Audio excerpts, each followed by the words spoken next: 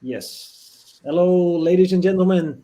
Welcome and thank you so much for showing up on this very special edition today, where we're going to be talking about the situation in Ukraine. And with me today are Dima, Maria, Vlad, and Karina, all Ukrainians. Currently, Dima and Vlad are still in Ukraine. Karina is in Poland, and Maria is in Romania. Um, as many of you know, MatcHR, we started the company 3 years ago in Kyiv, Ukraine. I personally lived there for a year and a half, and still the majority of our people are from Ukraine.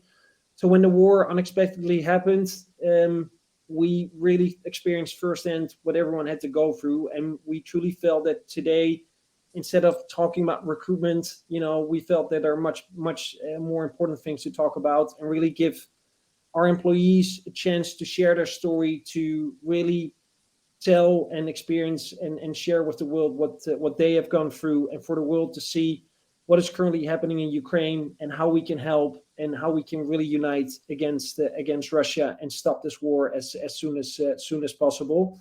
Um, in terms of this conversation, guys, if you have any questions for anyone, just feel free to ask them in the chat.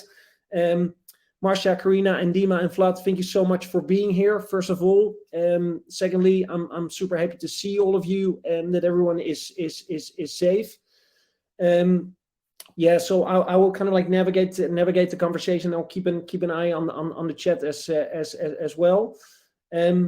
Let me first start with Dima. I know you're still in Ukraine. Yeah, can you tell me a little bit more about where you are and kind of like what you've gone through and what happened in the last few days? Yeah, sorry, I'm from phone. Thanks you for joining this and for supporting our country generally. So I want to start with a big thank you to all of the people who right now around the world and globally support Ukraine with anything, with donations, with refugee support, with different things. It's very important, and the more importantly, people inside Ukraine and Ukrainians globally also doing their best to fight for freedom and to really staying strong here right now. So yeah, generally right now I'm staying 50 kilometers from Kyiv, near Bila Tserkva. It's the city, and we are staying in the village. We evacuated from Kyiv several days ago. Yeah, it's hard right now to count how many days, because 24th of February, Russia invaded Ukraine and started a global war. Not only like Ukrainian war, but I would say it's like World War III, let's say, at least for Ukrainians, because it's a war against all European society, all global society, and especially that's what is stated. It's to like these psycho ideas and not like really reality, to as they state, to denazificate or like something like that, but it's like absolutely not true. And we democratic free country, and it's very hard to for me right now to say about that, because it started in the morning when we hear like sirens and bombs, and it was like a normal day, normal Thursday, and we were planning to have some, I don't know, learning presentation inside our company, to have usual day working routine with usual task. Of course, it was like kind of pressure already, and we were expecting some provocations from Russia, but to be honest, we were not. It was like impossible to see in minds, because like not a single person in the world would do that, because it's like like that's crazy in 2022 year to do like that for a civilized country. And yeah, unfortunately, in the morning at 5:30 we woke up from bombs, and it started. So, and our lives kind of changed for before and after this war. And yeah, right now it's still hard to understand, but yeah, first days it was like really scary and hard to understand. Right now we're kind of finding the ground and understanding what's happening, and all our society changed. So basically right now we are staying here in the village trying to help. So we donated a lot of money already. We trying to help with so send like medicine. I had some also walkie-talkies to send to Kyiv to guys who are saving our ground. And also we are trying to like everyone here is trying to be useful and to support. It's not like like the story is that everybody is involved in our country. So for example, there is information front, let's say, because right now in current century it's a lot of fakes and propaganda and stuff where a lot of like from Russia we have fakes and different bots that trying to demotivate and like really kill information environment in Ukraine. And we are trying to like use all sources and our like even professional skills like sourcing to help to find it and like support somehow. So last several days, for example, half of my team, we right now most people who have at least some connection from mobile internet, they are logging into there's even some special groups where they find in Belarus and Russia some groups in Kontakte or something like that, and writing a real story what happening to like the mothers or like to the people in those countries about like that, like their soldiers are killed here, and that there are already more than 9 or even 10,000 people are already killed, soldiers, and that they should stop and do at least something. Yeah. And of course, like every day we are monitoring right now the news, and it's really hard because like why I'm telling that it's changed before and after, because yeah, there's like it's even not like a war, it's like terrorism against Ukraine, because our cities are bombed, especially like on eastern part, like Kharkiv. It's a big city, it's million people city, and Chernivtsi and oh not sorry I already like Chernigiv and Sumy and like different cities you can just see on map, all western part, and also cities inside country have alarms, and daily they are bombed with like forbidden rockets in like world. So it's like cassette rockets and so on. And yeah, more than officially more than 2,000 civil people killed. And yeah, it's very hard to read this news, to see it on your streets. And yeah, it's changed all, to be honest. Dim, thank you so much for sharing. I'll definitely come back to you. Karina, you're outside of Ukraine. Can you share a little bit more about your first days in Ukraine and how you were able to get out of the country, and what you're doing right now, and how do you feel? Yeah, so hello everyone. My name is Karina. I'm from Ukraine. I was born in Dnipro, in the eastern part of Ukraine, and we've already kind of survived a threat of Russia invading our region back then in 2014 when they annexed Crimea and went to like Donetsk, Luhansk. I remember back then I was like 15 years old, and in school every day, me and my friends, we were discussing things like how we can help our army, what can we do, maybe volunteering as medical staff, or how can we collect money, fundraise money for military and so on. So it was like 8 years ago, and thankfully the war didn't come to my region back then, but it happened this time.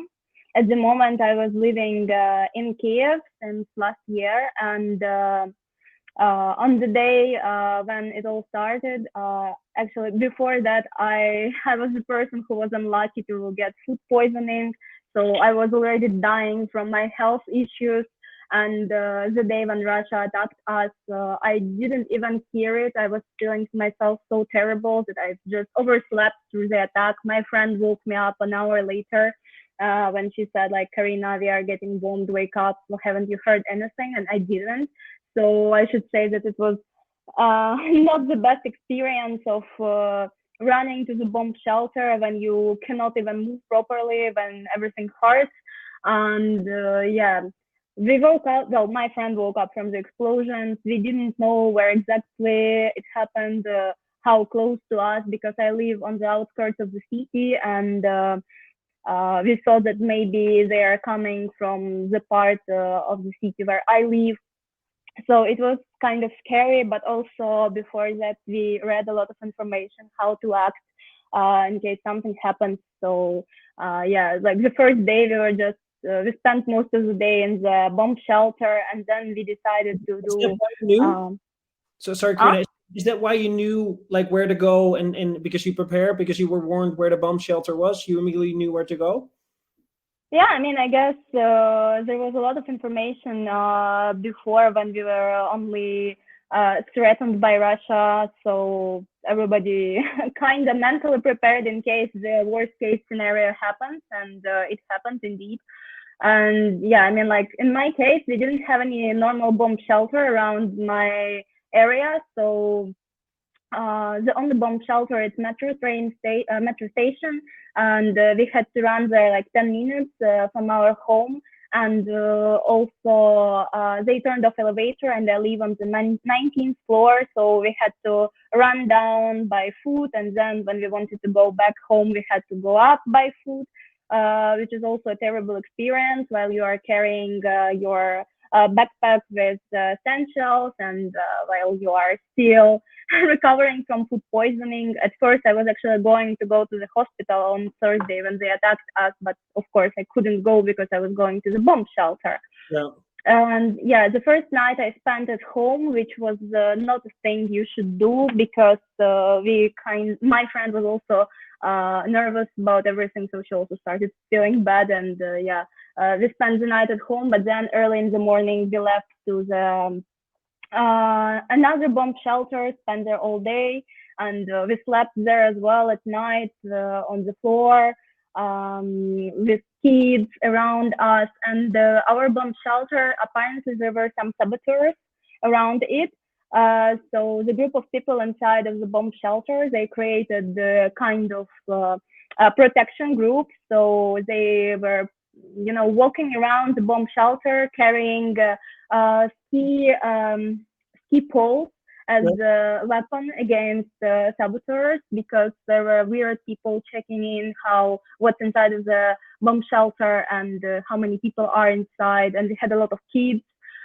And yeah, after that, I realized that I'm kind of not very helpful in this situation, and I was also feeling still like terribly sick from the food poisoning. So me and my friend, we decided to go somewhere. The initial idea was to go to the west of Ukraine, but we decided if we have a chance to go out of Ukraine, we will travel somewhere further. And yeah, we bought tickets. Miraculously, we found tickets on the train to Lviv. So we bought them, but when we arrived at the train station, our train didn't arrive.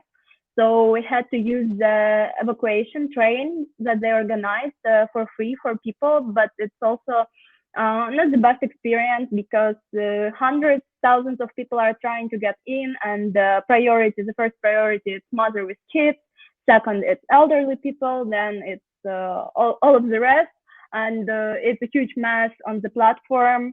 And I guess right now it might be even worse, since yesterday there were news that Russia attacked our train station. As they know, there are a lot of people getting evacuated and trying to escape, so they hit a hotel nearby, and it also damaged a little bit the infrastructure of the train station. But from what I know, the trains are still going, and well, the situation is kind of under control, as much as it can be under control at this moment. So yeah, we went by evacuation train to Lviv. It took us, well, it was a long way, and in every carriage we had like 3 times more people than it's normally allowed. So, for example, normally it's supposed to be 4 people inside of the like this train room, and we had, I guess, 12 inside. And then we arrived to the train station in Lviv, and we arrived after the curfew time, so we couldn't go to the city center, and we slept just on the train station. Well, we didn't sleep, we were just sitting there, as it's impossible to sleep. And then they also have evacuation trains to Poland, and we decided to try to get in. The first one was at 1 a.m., and the line, the queue was so long we couldn't even like come closer to the train. And the second train was in the morning, so we managed to get in, but also just thanks to the policeman who was pushing people inside of the train. And we had maybe 200, more than 200 people inside of the carriage. And in general, the carriage, it was the train had like 10 carriages, and in total we had more than 2,000 people, I suppose. So normally the way from Lviv to Przemysl, where a train was going, it takes like 3 hours. And in this situation, we spent maybe 30 hours going from Lviv to Przemysl. And the train was so full that we had to stand all the way. So during the night we could sit, we had like this amount of space to sit on the floor at night, so we could sleep for several hours. And yeah, that's it. But thanks to the volunteers that were constantly following our train, preparing food for people, bringing drinks like tea and so on, we could survive the night. And yeah, then we arrived to Przemysl. Poland is accepting a lot of refugees at the moment, and they're doing great job with that. So thanks to Poland, we crossed the border really fast. They're not asking any questions right now. I didn't cross the border as a refugee. I crossed it just based on like our visa-free regime. So I didn't apply for any privileges here. And at the moment I'm staying in Wrocław. Also, like, I remember the first day after we arrived to Poland, we finally could sleep, but it was still not a very peaceful sleep. And the morning we wake up, the first news we see on the internet is how Russia attacked Kyiv, the main square. That terrifying video with attack. And then we realized that even though we are in Poland, we will spend like all of our time helping Ukrainians, helping our army. So yeah, what Dima already said, like we are trying to look and contact people over there in Belarus and Russia, that to show them what's going on here in reality. And also I'm communicating with lots of my foreign friends, and I'm helping them to deliver humanitarian aid to Ukraine, like medicine from Spain, from Germany. We are looking for military equipment in here. And my friend, she's working with targeted advertisements, so they are targeting a lot of advertisements to Russia to show them also what's going on in here. So basically we are spending 24/7 working to support Ukraine. Yeah. Nora Teglasi asked a question from your perspective. What do you feel that a company can do best to support? Well, there are a lot of ways to support Ukraine at the moment, and the first one is probably donating. Well, like first personally, I don't need any support at the moment as I'm safe, but a lot of people abroad, like a lot of people in Ukraine, they need support. So I guess humanitarian aid and just providing space to share information and kind of informational support. It's the main things that are needed right now. Yeah. Okay. Well, we got a list and a slide in terms of all the things that people can do as well. Karina, thank you so much for sharing. I'll definitely come back to you. Masha, you've gone through a similar route. You're in Romania. Yeah, tell us a little bit more on like how your first days were, and also tell us maybe a little bit more in terms of the the sense that was in the city, the harsh reality when the bombing started. What you felt in the city. Stay, go, yeah. Yeah, sure. So personally at that time, like my father had a birthday before that, and we moved to my parents' city. Vinnytsia, it's not a big one, so I wasn't in Kyiv when Russia attacked us. But on the 24th, it was like morning, and my early morning, and my mom came to the room and said, like, the war started, and at that moment I was shocked because like my hands were shaking, and I was cold. I couldn't eat all the day, and honestly, I refused to believe that it happened. So at that time, my father went to the city to take my granny, to take my sister to the house, because we believed and now believe it's safer there. And I called my friends, called them, wrote them, also asked about their plans, what to do, and especially it was hard when I heard the bombing in that city, because it's a small city. It's not. It's more central Ukraine, even closer to the west part of Ukraine. And our house, it's not in the city, it's on the suburbs, but still we heard about when they bombed the airport, and when they bombed the ammunition warehouse that is nearby. And it when you feel that noise and that pushes you, just don't know what to do, and you remember it. It's not the experience that you can forget, and because of that I was in a small city, it wasn't that hard that it was in Kyiv. But still, my mom, from the time that it began, and she was like writing all the time and convincing us that we should go, that we should move, and that we don't have to stay. So it was all day, all night, and in the morning my father took us, me and my sisters, to the border, but there was a long queue, and we were on foot, and we went, I think, a few kilometers by foot with the backpacks only, and we crossed the border in Moldova, and after that it took us I don't remember, honestly. You lose the count, you can count the days, and we just were in Moldova for a few days and moving, and now we're here, now it's safe, but still it's so hard to describe the times. You always wake up with the fun, you sleep with the fun, because you're always checking, you always write into your friends, your family that's still in Ukraine, that how are you okay? It's hard, because you don't know when you receive an answer. I have friends in Chernigiv, and now she just cannot move from there because the city's it's not safe, but they cannot leave it.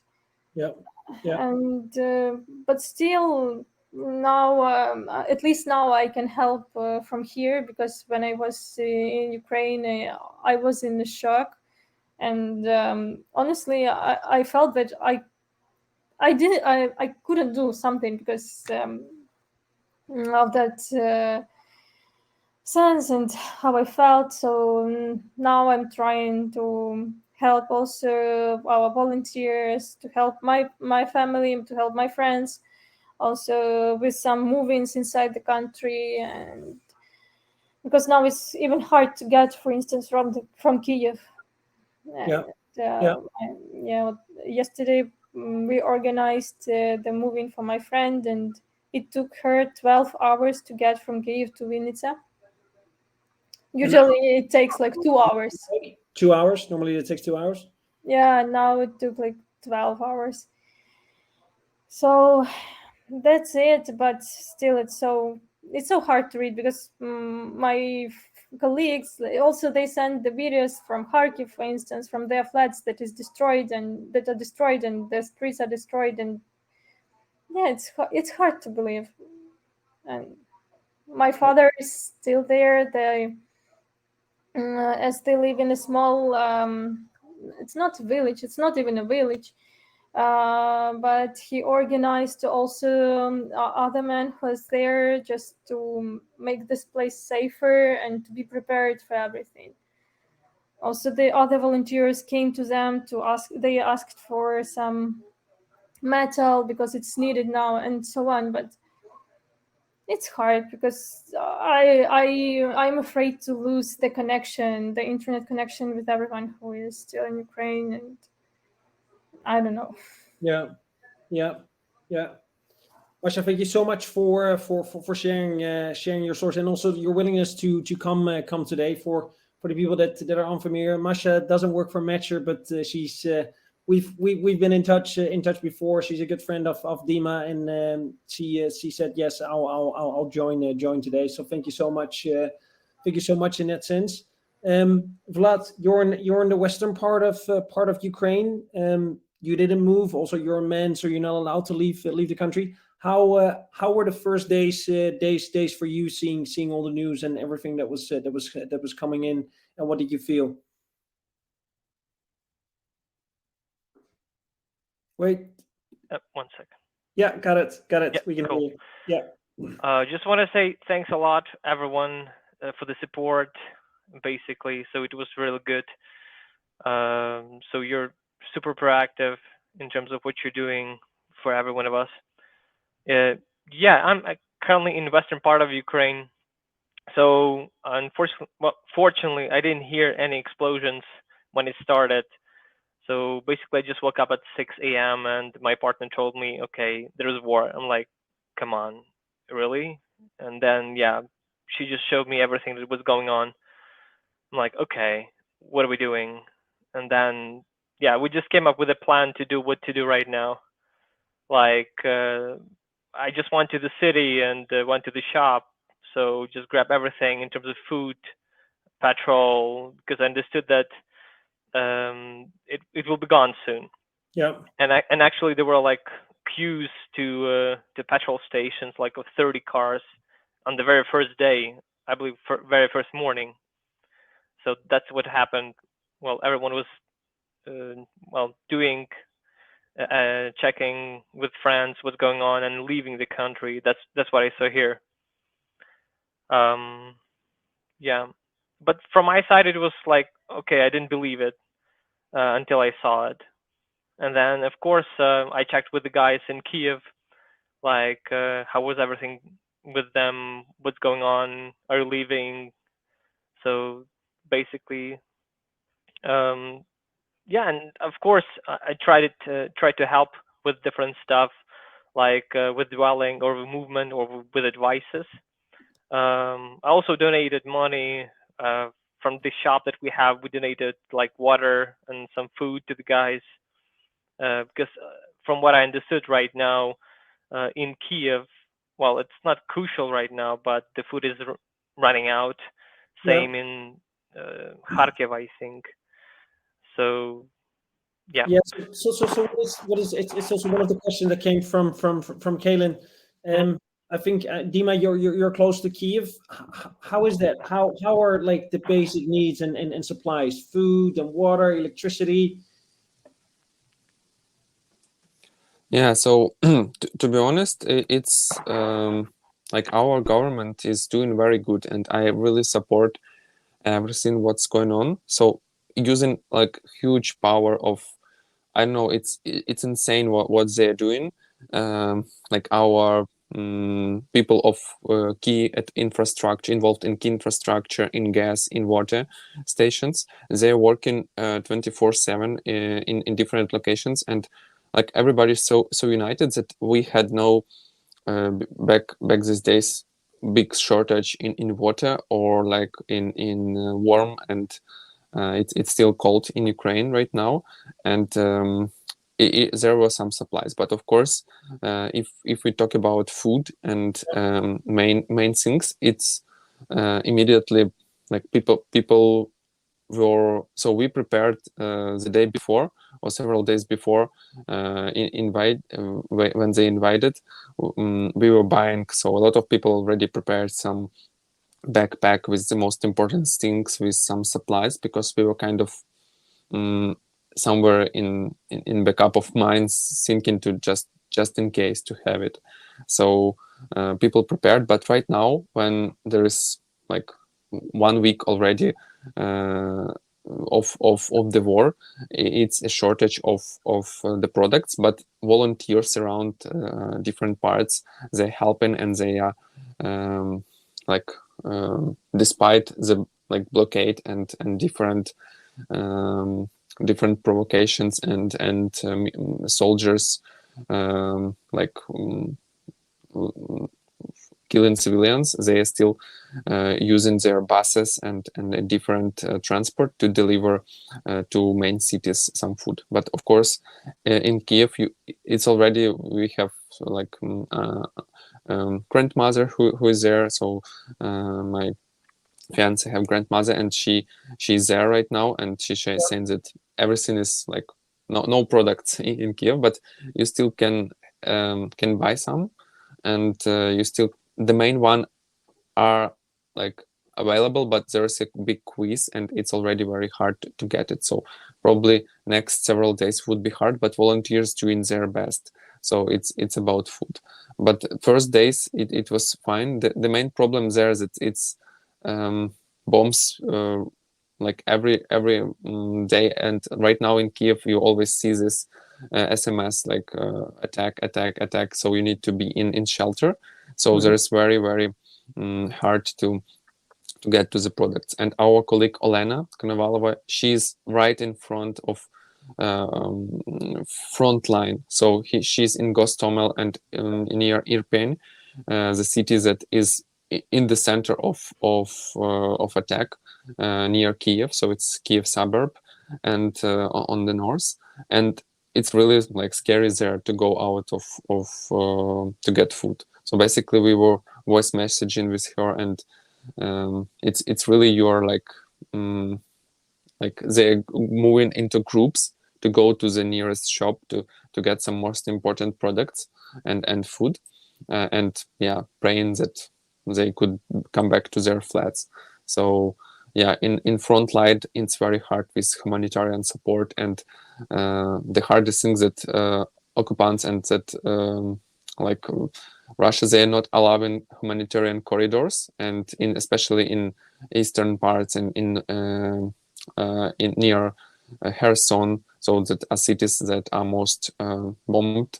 It's very hard to deliver their food. So yeah, right now it's very hard. But in general, in more like safer place, there is kind of, you kind of get some food, but of course it's very limited and mostly supported by volunteers.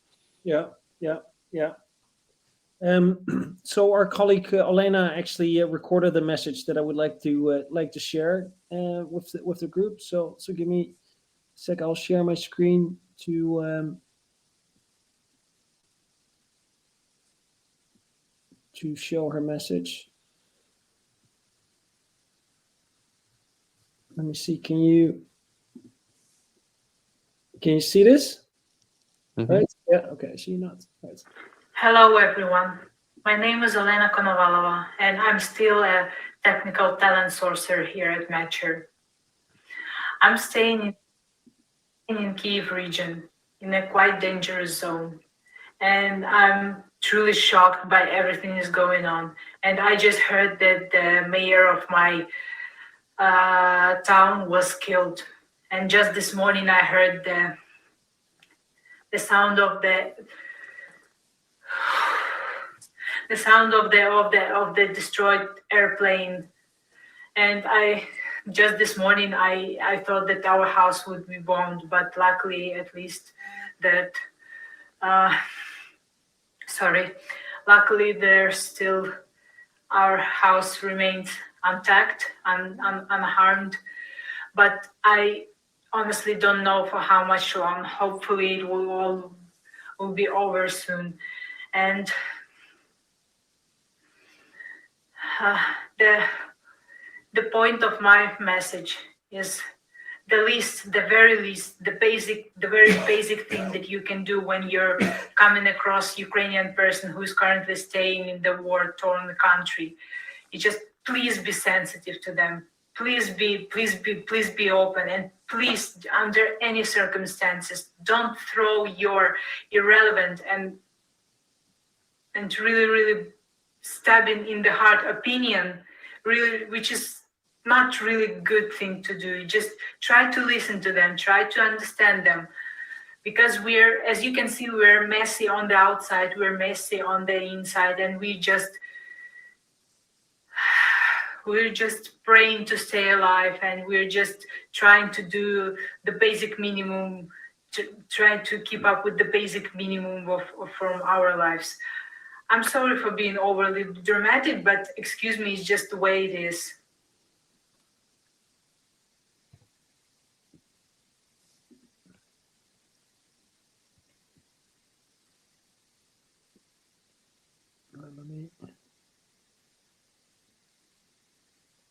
No. Am I still sharing screen? I think so. One sec.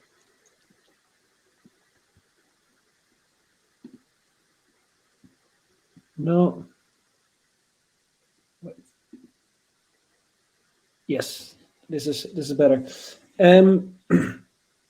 So yeah, so this is our colleague Olena, who's still in Kyiv, and as Dima said, she's very close to the front line. She's also close to the airport that got bombed very heavily. So she woke up when the war started by the heavy bombing. Karina, how were you received in Poland? Do you feel that? Yeah, tell us a little bit more about that, because also. Olena said, "Hey, be very mindful of people coming from Ukraine and what's happening there." How was it for you? Yeah, so the road to Poland was super difficult, but people welcomed us really well. And basically, when you are arriving to the train station in Przemysl, as this is the point where I crossed the border, there are a lot of volunteers on the train station who are giving you whatever you need. They have a lot of food for pets, because a lot of people were running away with their cats, dogs, and like whatever else animals, which is amazing because people are not abandoning them. There was a lot of like food for kids, because also the main priority is the mother with kids. And then there were warm clothes, and when you arrive to the train station, they put the whole like all of the train station is basically like a camp for refugees, so you can even sleep there if you want. They put beds there, they give out internet like cards, local cards to people for free. They give, well, basically you can get anything you need at the very first moment, and they are accepting people on any conditions. So you can enter country even without passport. So you just need to come. And also there are a lot of volunteers standing with plates, like we can take you to Warsaw for free, we can take you to Krakow for free. Basically you can find volunteers like taking people to any Polish city for free, and they are organizing a lot of buses and so on. And also they were taking people even to Germany. So it's really easy to find your way around Poland once you get in. And also Polish government, they gave for free to all of the people who just crossed the border after the war started. They give opportunity to use public transport for free. Amazing. Buses. Yeah. There are also what else? Healthcare. You can get healthcare if you need it. If you have any emergency, you can go to the doctor for free. And yeah, a lot of other bonuses. So the way they welcome us is amazing. And as I've said, I'm helping other people abroad to coordinate their efforts to help Ukrainians. And I'm constantly receiving messages from my friends, like in Italy, Germany, Spain, and whatever other country in Europe, like, hey, we are sending humanitarian aid to the border. Hey, we are ready to host people here. Hey, can you connect us with someone who is in charge of like all of this important operations. So Europe and Poland in particular are welcoming us really nice, and I'm thankful for that. Yeah, amazing. Hey, and Vlad, do you notice is there also any help possible in Ukraine, especially in the region where you are, because you have a lot of refugees coming for you as well?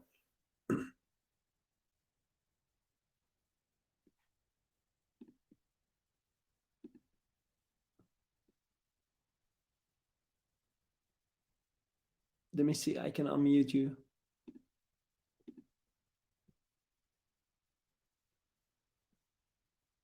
Can you hear me? Yeah. Perfect. Sorry about that. There's a big echo. See if it works. Okay. I'll switch to Masha for the time being. I'll come back to you in a little bit, Vlad. And Masha, you're in Romania. Did you have a similar experience like Karina? Yes, but as I crossed the border in Moldova. Oh, sorry, you're right. So, you're now in Romania, right? Yeah, now in Romania, Right, but yeah. I crossed the border in Moldova, and we crossed it in a very small city by foot. So there was nothing, and but people are really, really good. So when they heard that we are from Ukraine, there were no place to change money, and they just gave us some food because we had no food for a few for free, and they help us to get to the biggest city. So we had an opportunity to buy a ticket to Chisinau to get to the center of the country, and from that place we could move on to other places. So yeah, people are really helpful, and yeah, it's really pleasant to see. Here we also stay at my sister's friend's place in Romania. So they were volunteering together earlier, and so yeah, volunteering unites, and it's very important now also to help our country and to help all the people that need that. Yeah. Vlad, let's see if we can make. Yeah, that's okay now. Yeah, perfect. This is loud and clear. Yeah. Yeah, the question about whether we can help. Of course, there are lots of people right now that can help the refugees from Kyiv and eastern part of Ukraine, and from the hotspots as well. There are Facebook groups or Telegram groups where you can actually find lots of information about like the people who are taking, let's say, the families. Mostly it's women and kids, so no men are allowed for now. That's what I heard. But yes, we have special groups in Facebook so you can find, and if you, for instance, need help, you can address me directly, and I double check with my friends here around. I have also several friends already that took some families in. I also have one place that is available right now for a family. Amazing. So for anyone listening, I know there I see definitely in the chat multiple people that are either from Ukraine or close to Ukraine. Alla Pavlova just shared something as well that we can all use. Dim, how do you look at the future and the next few days for yourself? You're close to Kyiv. Yeah, tell us a little bit more. Yeah, so in general, that's to be honest, I will start that Ukrainians and Ukraine is very peaceful nation, and we never like I'm really like history, and we never started, at least for the last 1,000 years, never started a war, any single war. So we were just trying to stay our ground and like live peaceful life and last several hundred years it was occupied by Soviet Union, by Russian Empire before, and so on and so on. And yeah, I think it's a lot of things our nation already had, and we are fed up of this. So I think the future is like everybody here is very scared but very brave, and yeah, it's hard to explain. But first we were scared, but most of the people had a bright and very strong position that we will win, because like all world is on our side.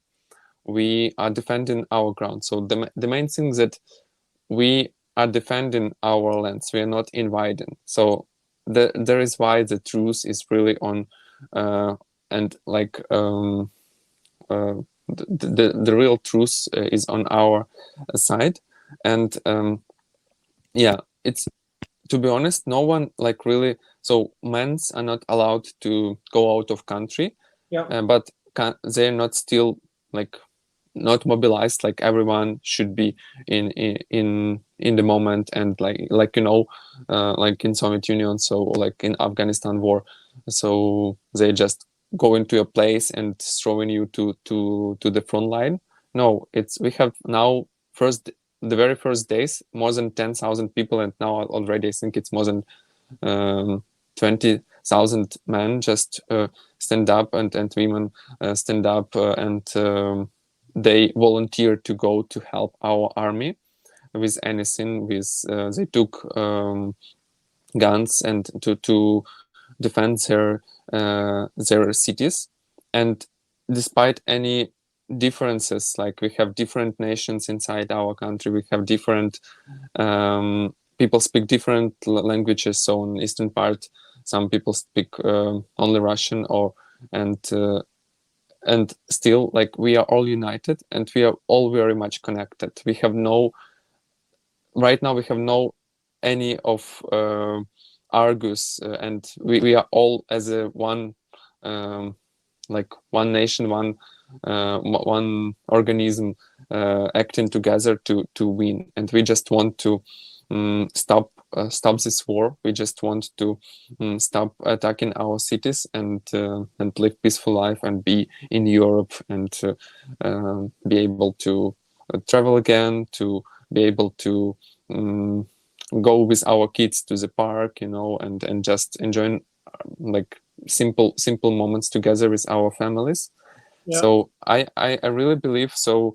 There was some, you're never ready for that, and like on that like week ago, we were just having like usual day, and like first, like when the war started, everybody was like really shocked. So it was panic attack for most of people. But after that, like you think, yeah, you will be calm. You should calm down, and you should act and do what's needed.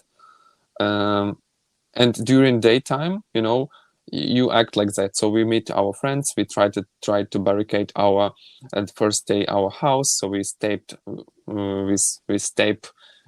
our windows and stuff. So we kind of prepared food supplies, and we were ready. But at night, when the bomb started to and alarms, and you really hear this noise of bombs, like you start to panic. And we were sleeping in the corridor, and at that moment you're thinking like, will it be tomorrow or not? And all of your life, people will not understand, but I will just try to explain that you just understand that everything is not that very like important, like, you know, the money or the some stuff that you had before, some small problems with the client, or you know, with all of the stuff that was like really a trouble for you before. It's really not important, and you even don't care that you need like we were really disappointed leaving like our home, like knowing that probably it may be bombed out, and like all of our stuff, all of our savings will be over. But at the moment when you sleep in corridor, you just think like you know that it's not important. You just hold in hand of your partner, and you just hope that all of your friends and relatives will be safe, all of your colleagues will be safe, and you just understand like what is really important in life. And then of course when we traveled to the village near Kyiv, we started like it's become calmer a bit, but still there are sirens and bomb attacks, but of course not that much as in Kyiv. But we monitor daily news, and we have a lot of friends who are on front line and who are there. We are watching their like comments, and they're of course sharing videos and from what's happening. It's very hard, and we will never be the same as a nation, because it's already like, you know, a lot of civilians, and it's really hard, like when kids are dying, when civilians are dying, that of course when our brave men are dying. But I know that all of us believe that we will win, and that Ukraine will be the one who stops this war, and we will come back to our homes. So we really believe in that, and with support of the world and with our inner braveness, it will be the truth. Amazing. Thanks so much for sharing. I've created a small kind of like how can people help that I would like to share based on the input of you guys. And Andrew Statensko, am I saying his name correct? Andrew Statenko. Yeah, exactly. I think he made a very good overview. So let me share that quickly with everyone. Can everyone see my screen? Mm-hmm. Right? Yeah, perfect. So first of all, and I'll share the link in the chat. So tomorrow, with the grace of our clients, MatcHR is off, and we're going to work on this Ukraine resource hub, right?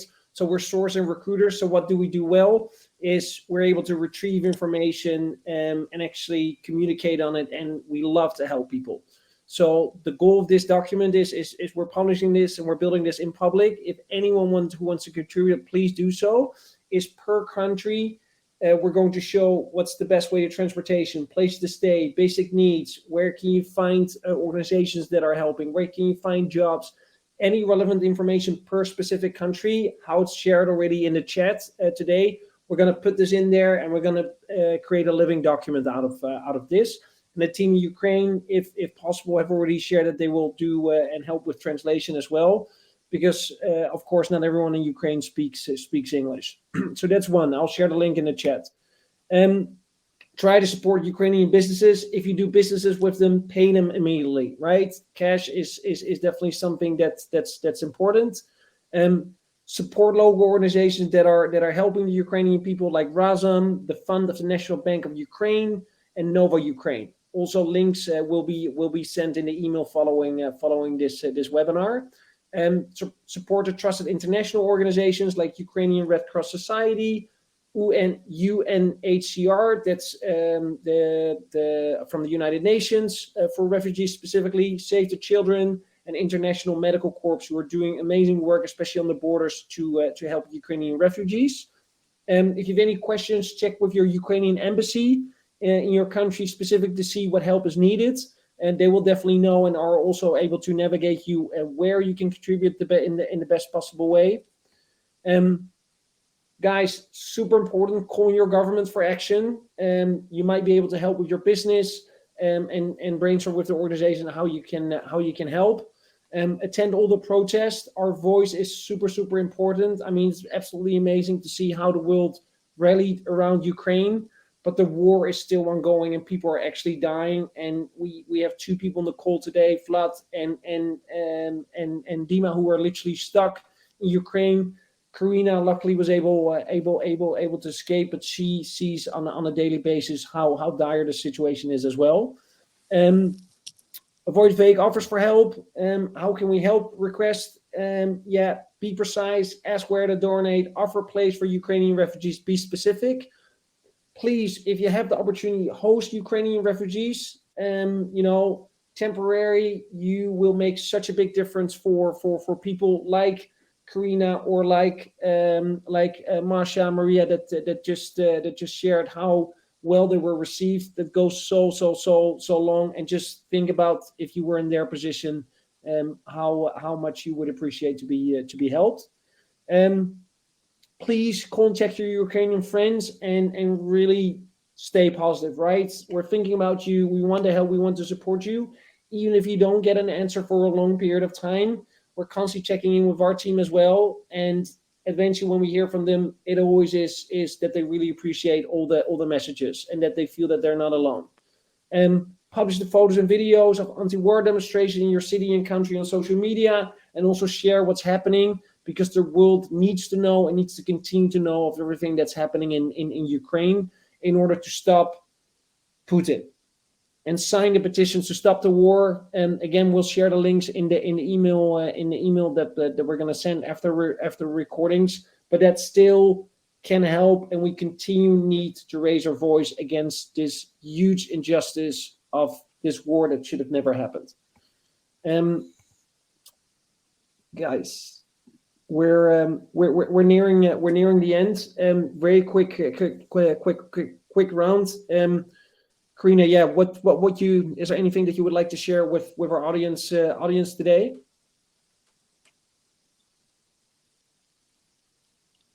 Yeah, well, I just want to ask anyone who is able to do anything to help Ukrainians to do it, because there are a lot of ways how you can support us, and starting with least time taking, like just making posts on social media, or going to protests, or just tagging your local authorities in demands to support Ukraine. As there are a lot of things that we are demanding from the European and international community.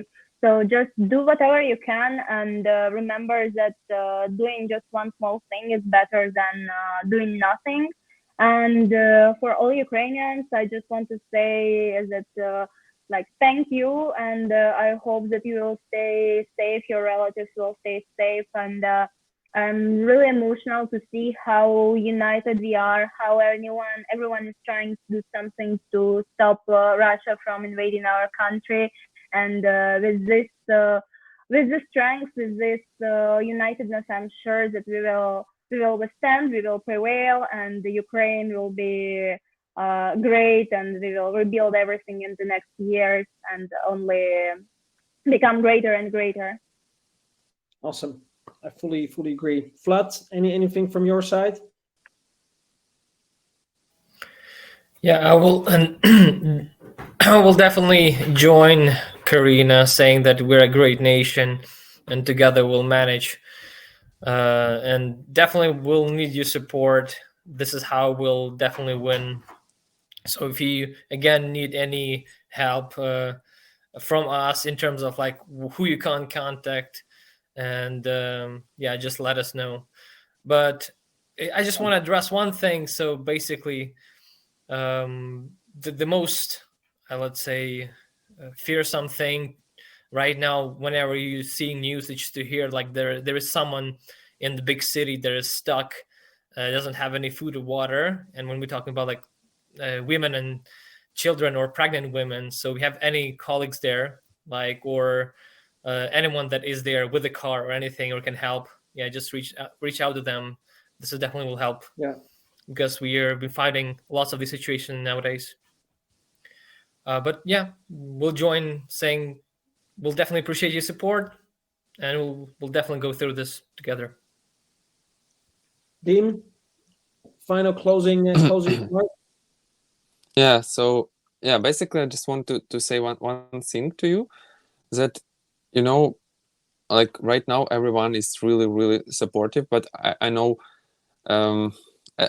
at some point you may say like, okay, what I can do nothing from now, or you know how it happens with, like, even if something is really big and global, some people may be tired of that, and at some weeks, or like it may be just not into the info space of the world.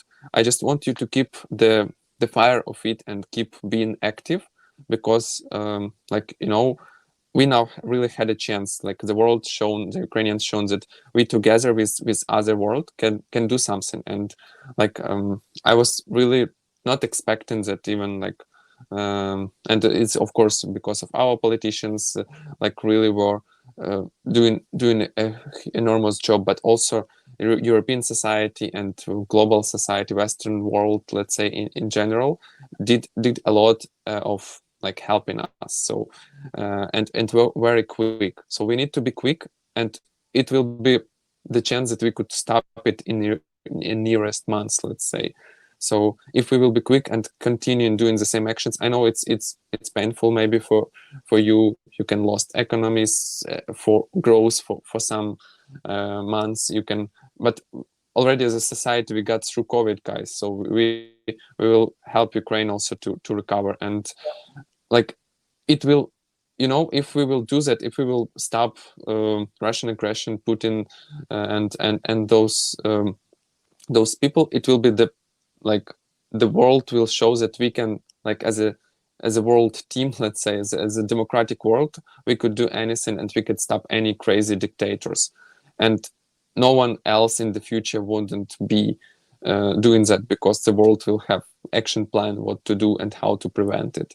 So yeah, I really believe that we will not forget about this in a couple of weeks, and we will keep on fighting, and we will stop it very soon. So yeah, do anything you want, small donation, post, petition to a government, and even weekend meeting or some refugee help. It's already a big, because small drops forming a big river. So yeah, we could do that together. Yeah, amazing. Dima, Vlad, and Karina, thank you so much for being so open, for being present with us today, for being vulnerable, for sharing your story.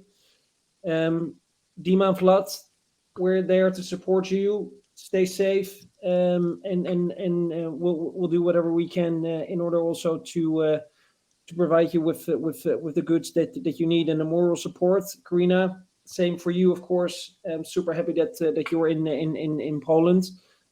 For people today dialing in, thank you so much for taking the time to listen to the stories of these heroes. But as you know, the war is absolutely not over yet, so we need all the help that we can.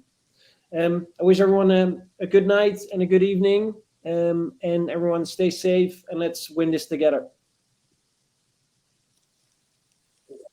Thank you, guys.